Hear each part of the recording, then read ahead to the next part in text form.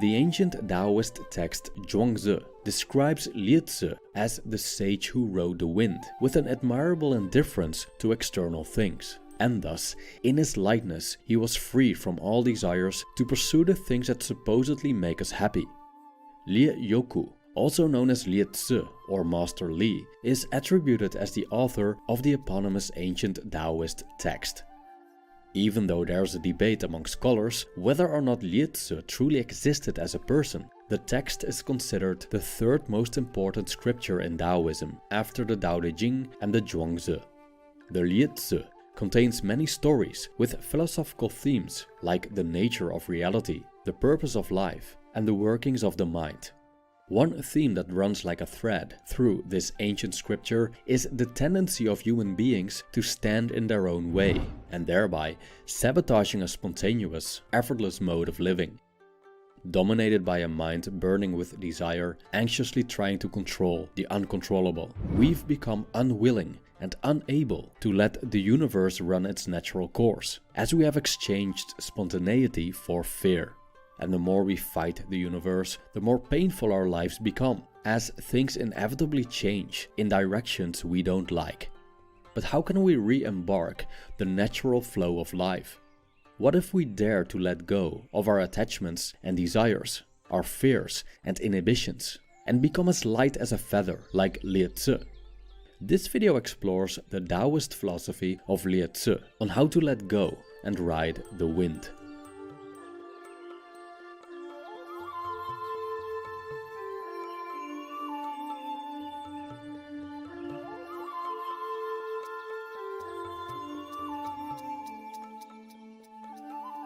The second book of the Liezi tells how this Taoist sage let go of the weight of the world and became so light that he was able to ride the wind and float with the clouds.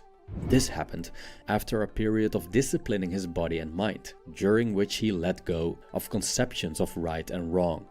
After years of practice, Liezi experienced that the barrier between himself and the outside world had disappeared, as well as the heaviness of his bones and flesh.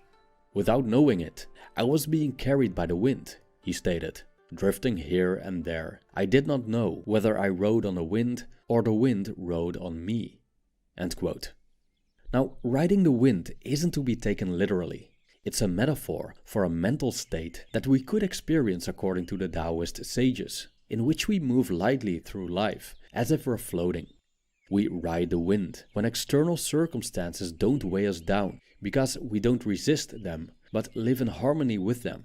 Lao Tzu and Zhuangzi also pointed to this state in their unique ways. Zhuangzi tells us to let our minds wander in the pure and simple, to be one with the infinite, and to let all things take their course. Lao Tzu describes it as becoming one with the dust, and that those who do cannot be benefited nor harmed, approached nor alienated, made noble nor suffer disgrace. Imagine how light life would be if nothing in the universe could harm us. We can find a beautiful description of this state of riding the wind in the second book of the Liezi, which tells us about a legendary Yellow Emperor who suffered ill health and restlessness after ruling the country for many years. 4 years he had pushed himself anxiously, governing the country to the greatest detail. But when he decided to take a break and retired from his duties, he indulged in the greatest pleasures to satisfy the senses. But these modes of life left him exhausted and jaded. The Yellow Emperor stated, "I pampered myself too much and then pushed myself too hard. No wonder I lost my health and my inner peace." End quote. So he decided to distance himself from his imperial duties and stay away from sensual pleasures that he had previously indulged in. He retreated to his private quarters to engage in what the Taoists call the fasting of the heart. This refers to the art of freeing oneself from earthly desires, so the body synchronizes with the natural course of things. And thus, for 3 months, the Yellow Emperor abstained from intervention in government and subdued the senses. But it seems that he wanted results too quickly. Mind you, that it took Liezi many years before he was able to ride the wind. So was it realistic to expect results so fast? the Yellow Emperor had worn himself out after a relatively short time of isolation. Exhausted, he fell asleep during the day and dreamed about a journey to a faraway kingdom. This kingdom had no ruler, it simply went on by itself. Its people didn't have cravings and desires outside of their instincts and weren't attached to life nor averse to death. They were without preference and prejudice, hence love and hate didn't occur, and things like attraction, repulsion, wanting, disliking, gain and loss were all alien to these people, who seemed to be consistently unaffected by external circumstances, and it was as if they moved about like gods. I quote, "Water had no power to drown them, nor fire to burn. Cuts and blows caused them neither injury nor pain. Scratching or tickling could not make them itch. They bestrode the air as though treading on solid earth.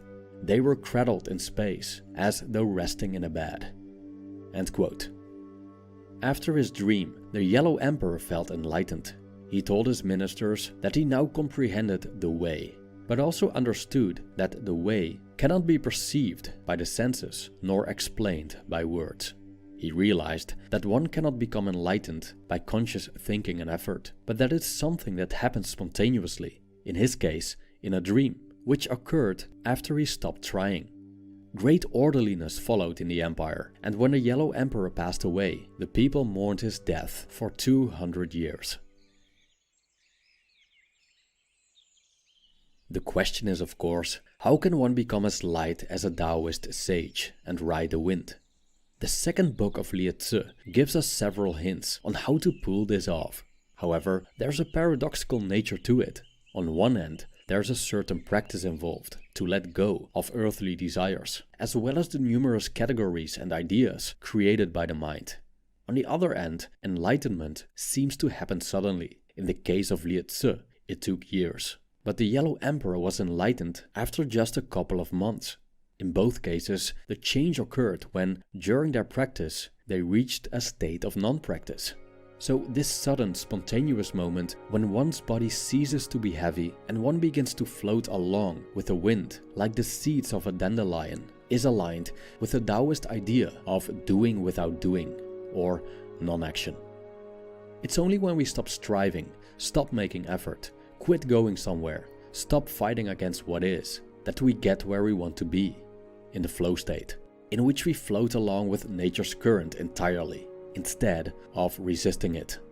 This, according to Lao Tzu, is how one achieves mastery of the world.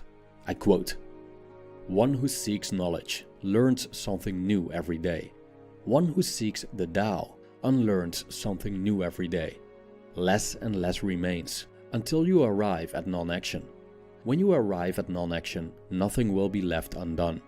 Mastery of the world is achieved by letting things take their natural course.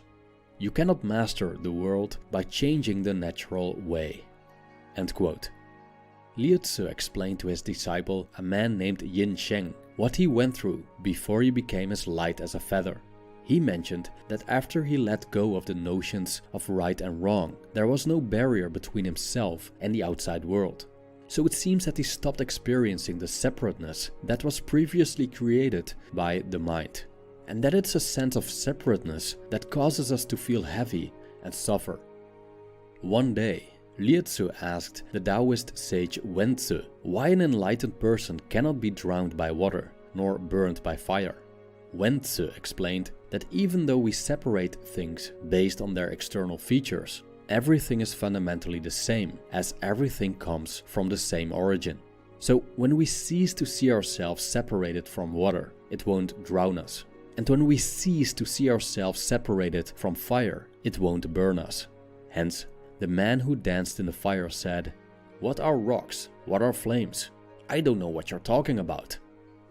Like the story about riding the wind, these examples can be used as metaphors for how we can free ourselves from being affected by the world around us. Again, these shouldn't be taken too literally, and deeper meaning can be found if we read the whole second book, which tells us about the many miracles that people are capable of when they are in the flow state.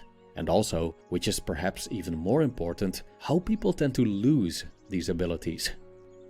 A farmer named Shang jumped from the highest cliffs without breaking a bone, obtained jewels from the deepest rivers, and rescued bundles of silk out of a burning building.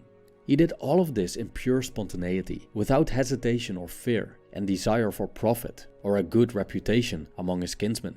Only when he started thinking about the risks, he discovered what it's like to be afraid and began to doubt his capabilities. Hence, he decided to never do these things again. So when farmer Shang jumped into the arena of life without reluctance, he wasn't held back by doubt because he had nothing to gain or lose. He embarked on a natural flow of life and just did what he did. But from the very moment that his mind took over, he was standing in his own way. Anxious about the terrible fate he could meet at the end of the river stream, he started holding onto rocks and branches. And thus, his body became a heavy burden, as opposed to the weightlessness he experienced when he still flowed along with the stream. Or, as philosopher Alan Watts stated when reflecting on Liezi, what is this then? Weightlessness. It means, partly, that you're not moving around in constant opposition to yourself. Most people move in constant opposition to themselves because they are afraid that if they don't oppose themselves all the time, something awful will happen. End quote. Liezi shows us that only when we transcend the duality of life, things like gain and loss, attraction and repulsion, wonderful and awful, we can become truly indifferent and start acting for no other reason than the action itself. Because what's to fear when the outcome is irrelevant? When we achieve this state, we don't swim in the water, but the water swims us. And we aren't burned by fire, but we become the burning itself. And before we know it, on a stormy day, we may suddenly start riding the wind. Thank you for watching.